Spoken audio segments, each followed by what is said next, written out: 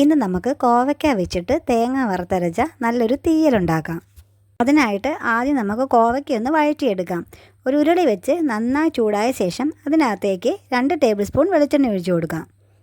വെളിച്ചെണ്ണയൊക്കെ നന്നായി ചൂടായിട്ടുണ്ട്. ഇനി ഇതിനകത്തേക്ക് ഒരു 1/4 ടീസ്പൂൺ കടുകിട്ട് കൊടുക്കാം. കടുകെല്ലാം നല്ലോണം പൊട്ടിയിട്ടുണ്ട്. ഇനി ഇതിനകത്തേക്ക് ഒരു മീഡിയം സൈസിലെ സവോള കനം കുറച്ചരിഞ്ഞതും കൂടി ഇട്ട് കൊടുക്കാം. ഇനി അതിനകത്തേക്ക് 2 പച്ചമുളക് നെടുകെ പൊളന്നതും 250 ഗ്രാം കോവയ്ക്കയാണ് ചെറിയ കഷ്ണങ്ങളായി കനം കുറഞ്ഞരിഞ്ഞെടുത്തതാണ്. അതും കൂടെ നമുക്ക് ഇതിനകത്തേക്ക് ഇട്ട് കൊടുക്കാം. കുറച്ച് കറിവേപ്പിലയും കൂടി ഇതിനകത്തേക്ക് ഇട്ട് കൊടുക്കാം. എന്നിട്ട് നന്നായിട്ടൊന്ന് ഇളക്കി കൊടുക്കാം.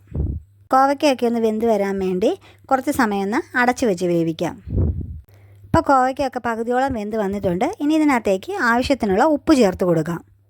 എന്നിട്ട് നന്നായിട്ടൊന്ന് ഇളക്കി കൊടുക്കാം. തീ ലോ ഫ്ലെയിമിൽ ഇട്ടുകൊണ്ട് കോവയ്ക്കയൊക്കെ നന്നായിട്ട് വഴണ്ട് വരുന്നവരെ ഇടയ്ക്കിടയ്ക്ക് ഇങ്ങനെ ഒന്ന് ഇളക്കി കൊടുക്കാം. ഇനി നമുക്കതിന് വേണ്ട ഒരു അരപ്പ് തയ്യാറാക്കിയെടുക്കാം. ഇനി ഒരു പാൻ വെച്ച് നന്നായി ചൂടായ ശേഷം അതിനകത്തേക്ക് 1 കപ്പ് തേങ്ങയാണ് ഞാൻ എടുത്തിരിക്കുന്നത്. അതിട്ട് കൊടുക്കാം. ഇതിനകത്തേക്ക് ഒരു 5 ചെറിയ ഉള്ളി ഇട്ട് കൊടുക്കാം. ആവശ്യത്തിന് കറിവേപ്പിലയും കൂടി ഇട്ട് കൊടുക്കാം. എന്നിട്ട് നന്നായിട്ട് ബ്രൗൺ കളറാകുന്നത് വരെ ഒന്ന് വറുത്തെടുക്കാം. ഇപ്പോൾ തേങ്ങയൊക്കെ നല്ലോണം ബ്രൗൺ കളറായി വന്നിട്ടുണ്ട്. ഇനി ഇതിനകത്തേക്ക് നമുക്ക് ആവശ്യമുള്ള പൊടികൾ ചേർത്ത് കൊടുക്കാം.